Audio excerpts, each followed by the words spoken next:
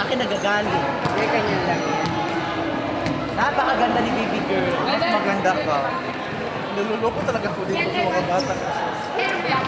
Ano mo ibigay sa akin ba? Ano yung sometimes ako naglalaro?